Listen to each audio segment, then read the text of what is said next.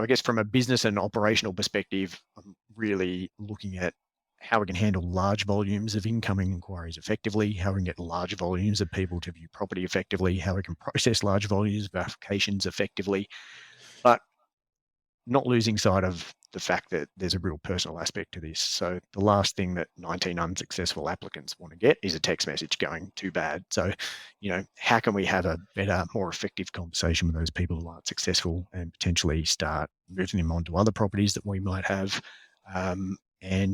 Outside of all of that, how am I going to support my team members? You're listening to Elevate, the official podcast of Elite Agent for real estate industry sales professionals, property managers and leaders. With thanks to our partner Connect Now, Elevate brings you the best tools, thinking and strategies to elevate your results. To get access to all of Elite Agent's premium resources, including a detailed episode guide for this podcast, visit joineliteagent.com.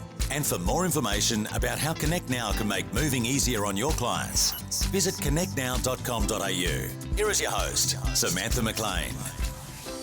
Hey everyone, it's Sam here from Elite Agent. Between rising rental prices, the Great Resignation and a record low vacancy rate, property management is a real estate sector that's been in the headlines a lot in the recent months.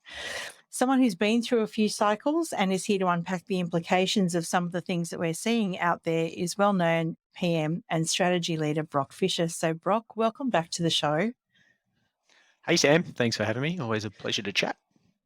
Well, we haven't chatted for a while, I think, because you didn't come to Elite Retreat.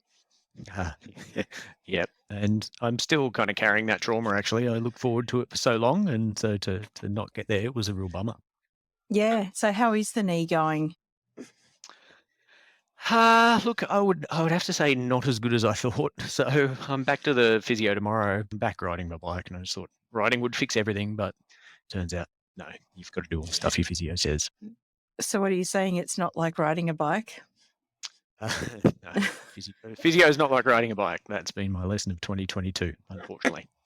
Yeah, there's been a lot of lessons in 2022, and I can hardly believe that, we're 8 weeks from Christmas as we speak. But 2022 has been a very eventful year when it comes to real estate. So firstly, you've become a regular contributor to Elite Agent, and I never thought you'd say yes, but here we are.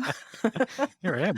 I didn't know I had that many things to say, but hey, when I started to make a list, I was like, yes, I can.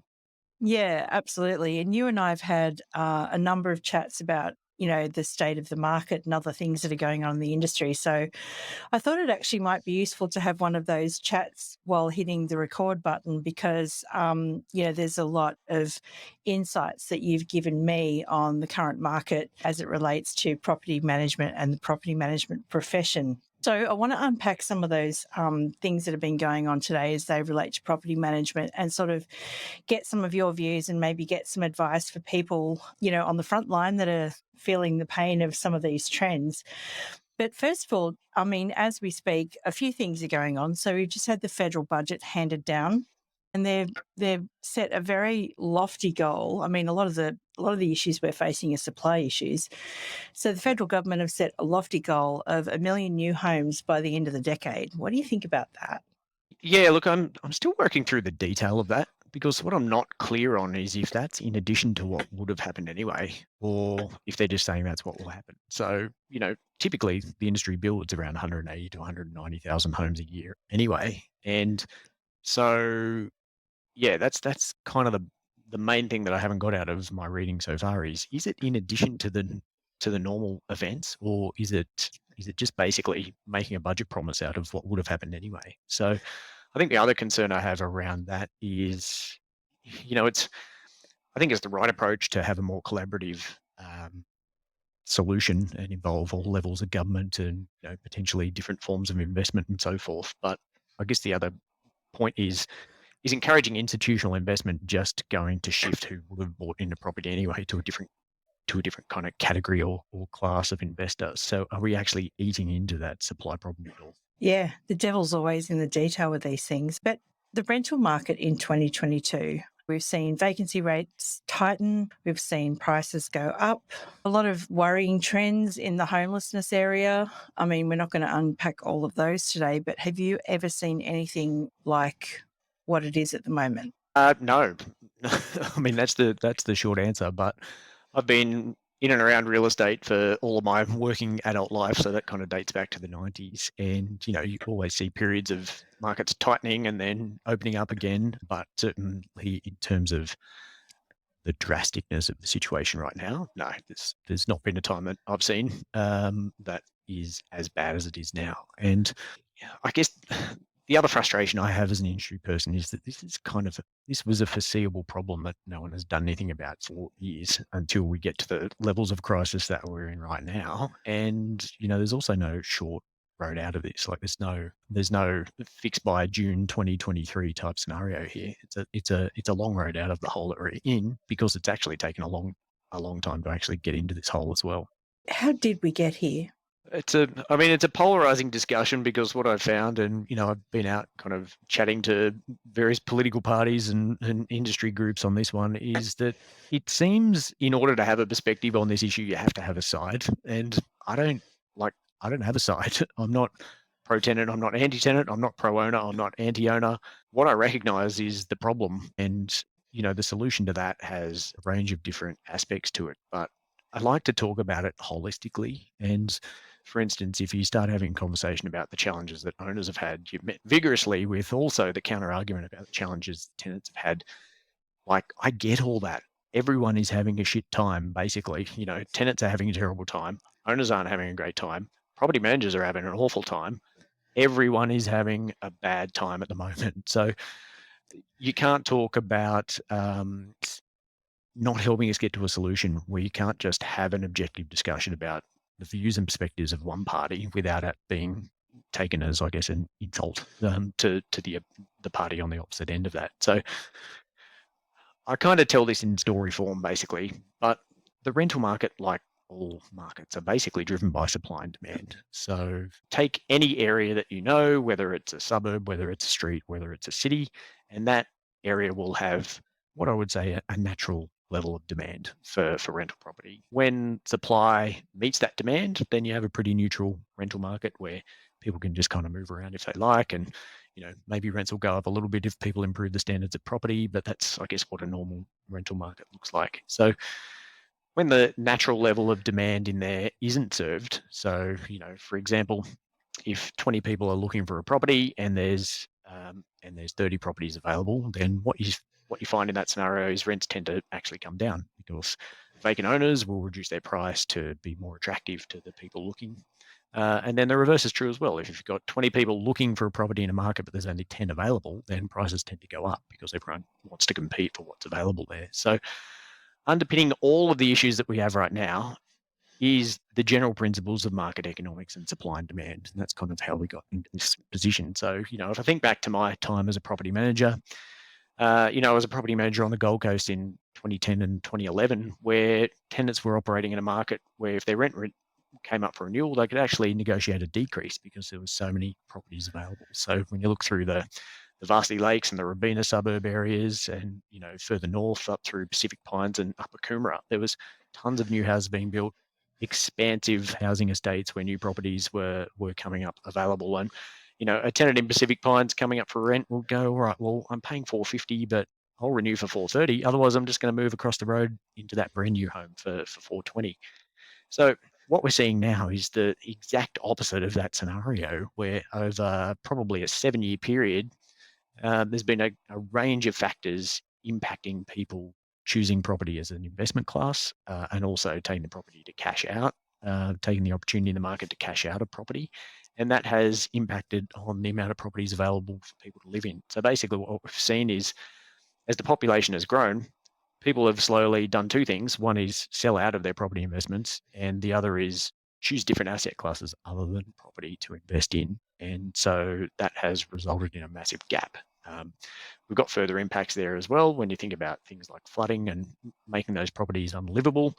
The challenges that you have trying to get any of those properties back and available to be lived in because there's drastic shortages of raw materials and trades to do the work. So, yeah, there's certainly been I guess, a perfect storm of mitigating circumstances at the moment. I've never seen, certainly in my time in real estate, which might not be as long as you, but probably getting close. is the narrative around investors at the moment, because I've never Yep. seen the amount of legislation change that has happened, not just in one state, not just in Queensland, for example, but, like I have noticed it here because I've been a tenant here for the last couple of years. But all around Australia, there's been changes in WA, there's been changes in Victoria, there's been changes in New South Wales. And there seems to have been like this growing narrative of, the big bad landlord and the poor tenant. Or am I dreaming? Well, it depends on which side of the discussion you ask. Look, there's been no doubt that over the past couple of years, there's been a range of additional protections put into tenancy acts in every state that have the effect of greater surety and continuity from the tenant's side of things. Now, how that's been done has been different in each state. Are those protections needed? Like, yeah, potentially. But the perception, and this is once again when we get into this this issue of expressing a view that you've gathered from the conversations you've had with property owners and the like, doesn't necessarily mean that you're pro owner, but the perception from owners is that they have had a lot of their choice and a lot of their controls and a lot of their protections removed, and that's impacted their experience. In addition to that, there's been extra costs added, so the cost of compliance and so forth has increased. Add to that things like kind of rollbacks and scalebacks in tax benefits around depreciation. State governments have obviously been having their go as well around different kind of property usage constraints and zoning limitations and so forth. So there's definitely been a perception with property owners that their ability to kind of better control the asset that they own has been impacted by tenancy laws. Now, that gets us into the whole other ideological discussion about whether property as an investment class is morally corrupt and all of those sorts of things. Like that to me is a discussion for another day, because that solution is such a long-term, decades-long pathway. Now, that's kind of where we talk about what is the relative situation right now. So I guess anyone can have an ideological view on whether property investors should provide rental properties for tenants who need to live in them. But the fact is that is the situation we have right now. So in Australia, where one third of the population rent a property to live in, we are confronted with the scenario that 91% of those rental properties are provided by private investors. So whether that's right, whether that's wrong, it's just the reality. Now, in a situation where governments have actually been progressively rolling this back over the years, which kind of adds a bit of a interesting perspective to the housing announcements lately about trying to be the provider and make an impact. That's actually in many ways a position that has been caused by various levels of government over the years, because if you look at the amount of tenants able to access property that's provided by governments or housing authorities, that's actually halved since 1997. So state governments have quietly sold off 100,000 properties over the past couple of decades, which has drastically impacted on what's available from a supply point of view. But it's also moved us further towards the almost complete and entire dependency on the private investor. So we're in a situation where almost every renter in the country is entirely dependent on a private investor, but we're also trying to demonize private investors at the same time. So this is two very confusing perspectives where, on the one hand, we are almost entirely relying on private investors to buy a property to add to the rental pool for people to live in. But at the same time, we're saying, no, this shouldn't be an investment thing. And, governments have got to become more involved. Like, to shift that paradigm takes generations. It takes decades. So that is not going to help any of 116,000 homeless people right now, the 163,000 people that are on a waiting list for a public housing property. So, these are two very different sort of problem to solve, and over, vastly different timeframes. With vacancy rates being at historic lows, and I guess with the backdrop of everything that you've just said as well, we know this puts a heck of a lot of pressure on PMs, because they happen to be in the middle of the two parties we've just been discussing. You've got a lot of friends and colleagues and associates that are property managers. What sort of pressure are you seeing it put on them? Yeah, look, it's an awful situation because there's a real issue around the cost to serve just related to leasing activities with property. So a property manager has a whole lot of other stuff that they need to do besides just simply the leasing of a property. But the leasing of a property has become such a labor intensive exercise at the moment because of the amount of stakeholders involved and the desperation that they have. So unfortunately, a lot of this presents itself as an example of poor service, but a lot of the time people just cannot, like they just don't have the actual physical capacity to properly serve everyone that's trying to find a home at the moment. Like it's actually impossible. You could do it every waking hour for the entire week, and you still probably wouldn't get around to everyone to provide a level of service that you'd be comfortable. So property managers are in an awful situation at the moment where for every property they have, there's just a massive amount of demand for it. Obviously, only one successful applicant can get it, which means a whole ton of people miss out. Those people have got to be delivered bad news, often over and over again, because they've got to continue to try and find a home.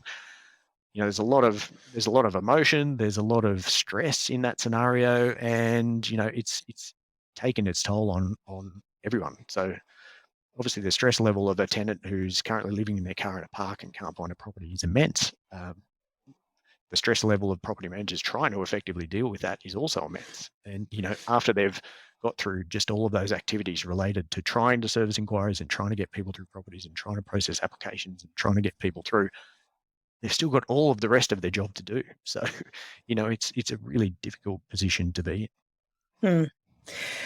So, if you were still leading a team of property managers as you used to do, what sort of things would you be doing right now to support them? Yeah, well, I think I'd be obviously putting a lot of focus on what the business is doing to service inquiries, service bookings and property viewings, and obviously the application processing. But I'd really be making sure that we've got the appropriate level of mental wellness support for all the team members, and also breaks are really important. So, you know, people need to take breaks. They need to have time off. They need to be able to reset. And this is, you know, where things like the unfortunate property management fixation with having an after hours phone or a weekend phone really kind of impacts on these scenarios because people never get to switch off, you know, mentally and emotionally. So, you know, I guess from a business and operational perspective, I'm really looking at how we can handle large volumes of incoming inquiries effectively, how we can get large volumes of people to view property effectively, how we can process large volumes of applications effectively, but not losing sight of the fact that there's a real personal aspect to this. So the last thing that 19 unsuccessful applicants want to get is a text message going too bad. So, you know, how can we have a better, more effective conversation with those people who aren't successful and potentially start moving them on to other properties that we might have?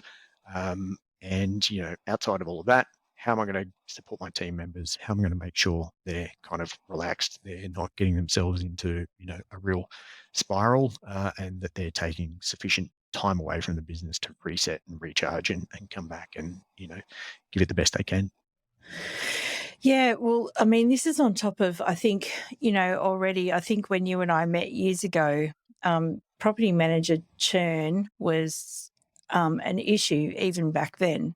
You know, like I think the number was something around 80% of property managers would change jobs within a year or something like that. And I know that fluctuates from time to time. But given that this is an ongoing issue, and as you've said, it's not something that's going to be solved overnight, how do you feel we could, as leaders, attract more people into the property management industry and make property management, I'm not going to say great again, but what do we need to do to make it more attractive? Yeah, so property management's always been a high churn industry, and I guess that presents in two kind of ways. So, you know, there's a tendency for people to move around between businesses within the industry, but then there's also people moving out of the industry. So I always look at how do we onboard, like what would you have to do in your business to successfully onboard someone without property management experience, but potentially with a great attitude and an excellent cultural fit? How could you get them up to speed in 6 or 12 months? And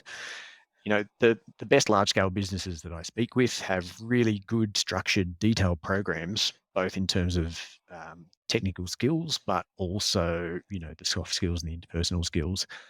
And they also had a lot of support around incoming team members so that you could potentially get a new team member coming in and over a 12-month period becoming capable of managing, quite a large portfolio with excellent customer service metrics and all of that type of stuff because of the structure and the content of the onboarding process and because of the support that's offered around from a technological and from an administrative perspective to get people up to speed. So, I think from a recruitment perspective, in a business, if you have a scenario where you can recruit people that actually aren't necessarily directly experienced in property management, but you can get them up to speed and get great results out of them in a short period of time, that's kind of the secret sauce right now. Because if you are relying on someone that's coming in that's experienced to come in and be able to do the work, then those types of people are they've got options everywhere. So if your business is entirely dependent on being able to recruit them,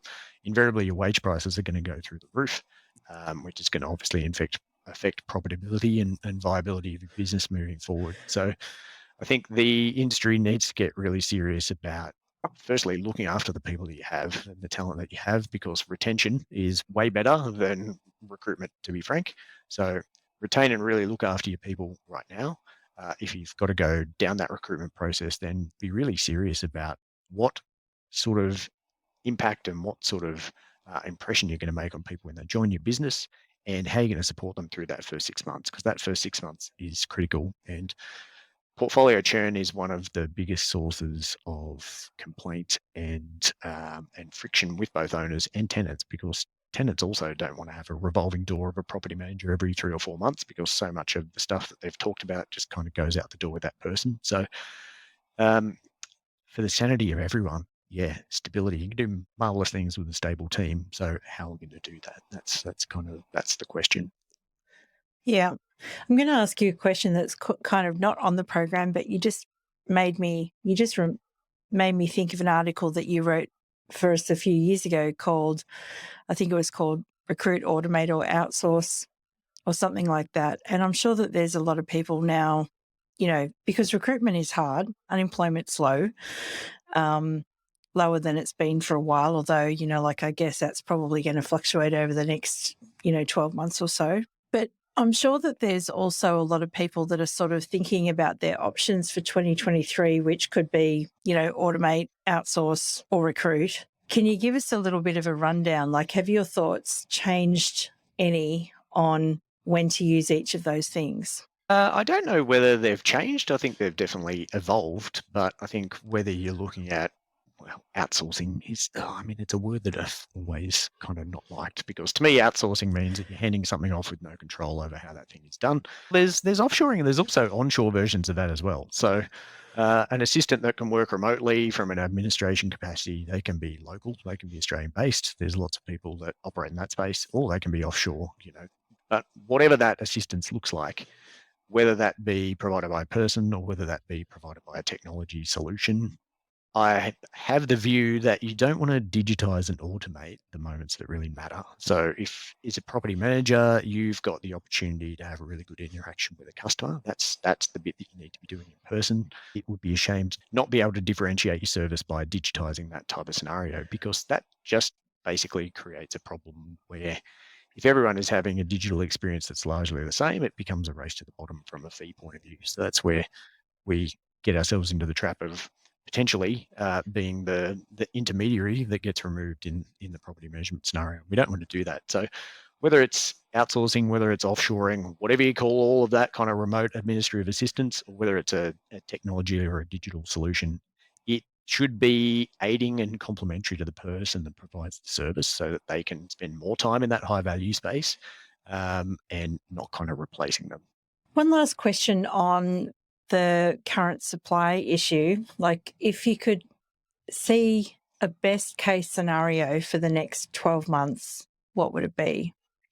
Look, for the next 12 months, given the lead in time to all of the grand scale, housing construction type things, like these are all years down the track and we have a problem right now. So if we have a problem to solve right now, the only way out of that is to encourage people that can buy a property to buy a property and make that available for rent. So we've seen a combination of factors here. We've seen kind of fed up owners cashing out and choosing to just make the most of what was a pretty buoyant sales market and go, that's it, I'm tapping out. We've also seen less people who could buy a property buying a property because of the attractiveness of property as investment has diminished. So people who could invest in property are choosing other asset classes.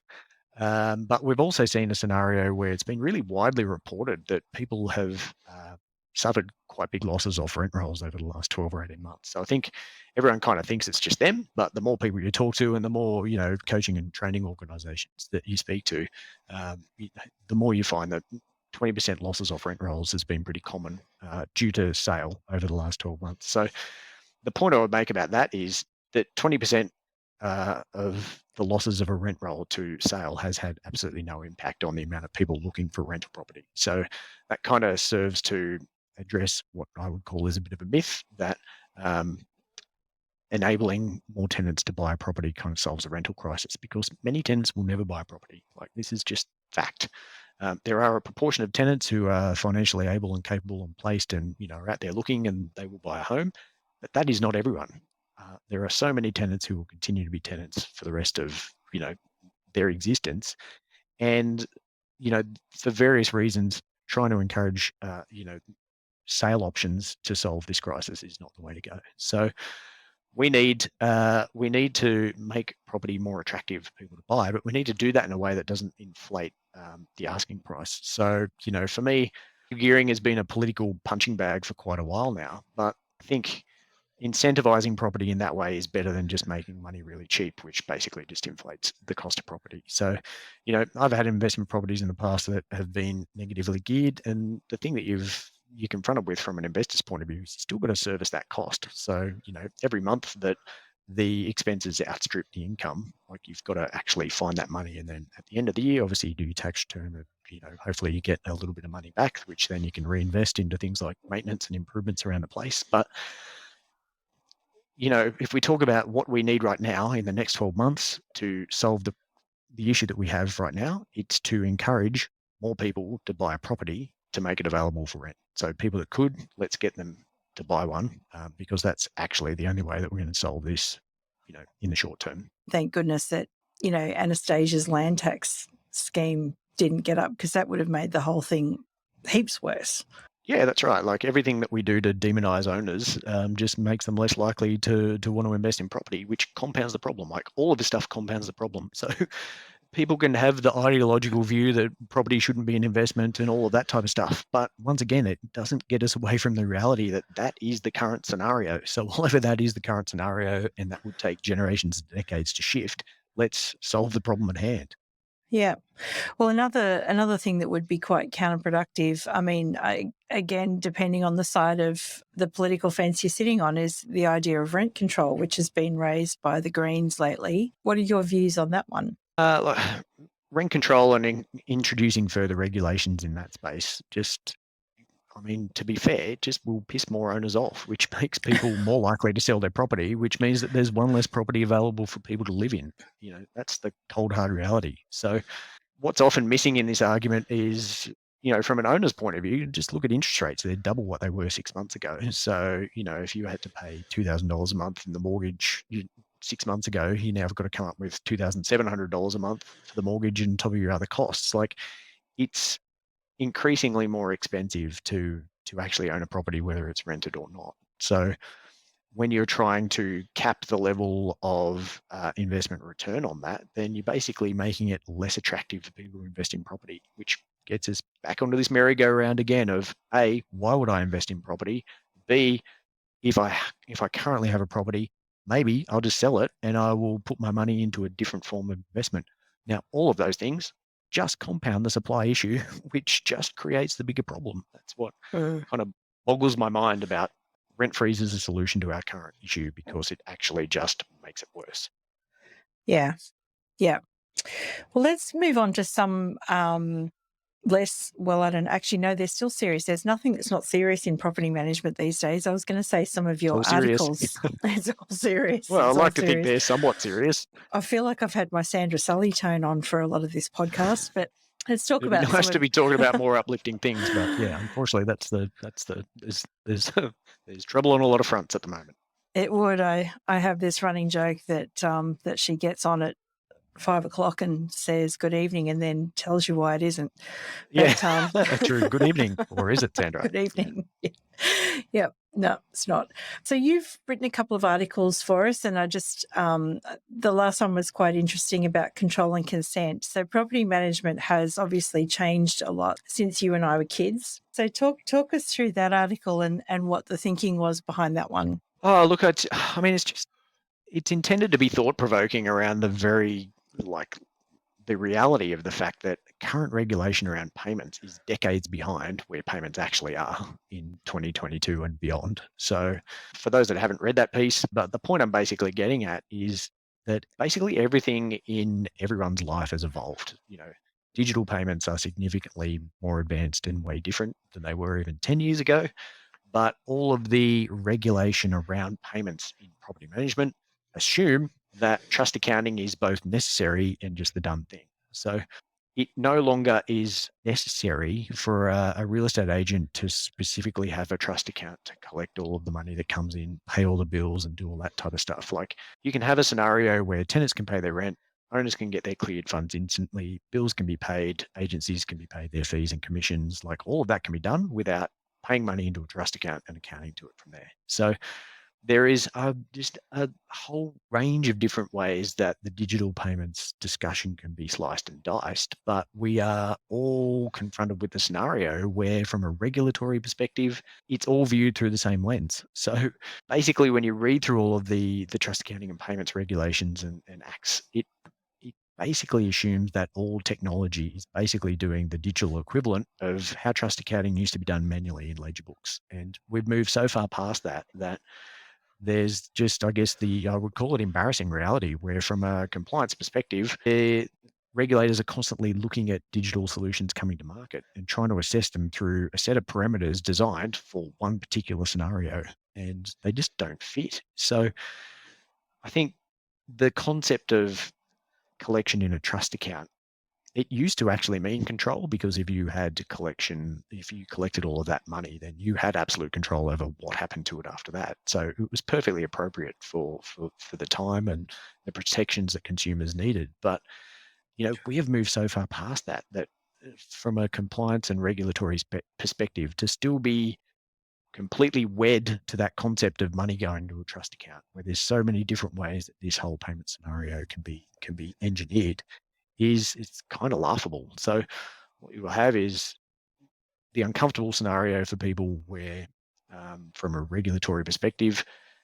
they're trying to assess a solution through, basically a set of criteria that were written decades ago, and it's just not. It's not even apples and pears. It's comparing apples with giraffes. And, people building solutions in this space are also limited because they have to kind of try and morph their solution to satisfy,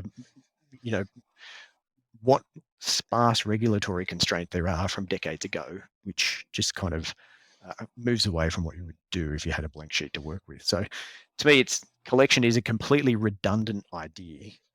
It needs to be about who can control the flow of funds, and whether people consent to it throughout that journey. So if as an owner, you've given ongoing consent for a particular set of things to happen, whether it's maintenance payments, whether it's your fees to come out, then that's cool. But there's also opportunities to add one-off scenarios for both owners and tenants to go, hey, do you want this money now, or do you want to pay this now, or do you want to pay your invoice this way? And digital consent for that to happen should be kind of sufficient. And if people are doing that without getting digital consent, then equally, that's something that needs to be the focus of regulation, rather than this whole fixation with consent around collection. People need to be thinking about the value that they add from a property management perspective, because I think the industry has long had an issue around differentiation. The way to increase revenues and profitability is to well and truly set yourself apart from someone that's providing a generic service. But I guess my point around collection is more about the fact that there's just like that is the old world, collection as one function of let's not even call it collection. Let's just look at it as the financial side of property management. Like it no longer occurs in a way that it did 30 years ago, but all of the framework assumes that it does. So, failure to evolve that. And legislation has a very important role in consumer protection and all of those things, but it also is equally kind of toothless when it's designed for a scenario that's long since been moved past. So my primary concern right now is that regulation is so far behind where technology is. Unless we close that gap, then the whole function and purpose of regulation being around consumer protection and all those sorts of appropriate business practices and so forth is it's just a massive gap because it's nowhere near what technology can currently do. Yeah, that's more or less what created Uber, isn't it? The ability to provide a service that wasn't in line with the current taxi regulations, but was too good to shelve. Yeah, and I think it's interesting, the Uber example, because from my perspective as a consumer, more often than not, I've actually gone back to the 13cabs app now. So, the cab industry has come up with its own version of what that original solution was. And what I've noticed over time is that the Uber service offering has actually declined. I live in the city and I take a lot of short trips, and I find so often now that I'll get dumped by 6 Uber drivers before I get frustrated, jump on the 13cabs app and get a taxi, which will actually turn up. So, Uber, for its revolutionary thinking at the time, has had all of the growth pains that many companies have, where, they've actually moved back to the pack and taxis have closed the gap now, I think.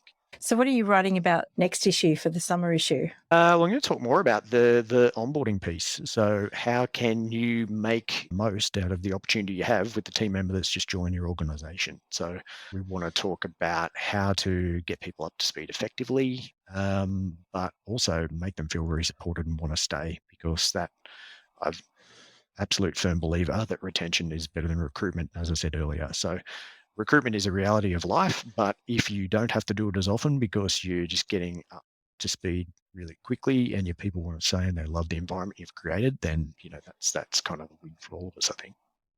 Yeah, absolutely. I can't wait to read that one. Well, Brock, it's been fantastic unpacking some of these issues with you. And as I mentioned a little bit earlier, it's going to be Christmas soon.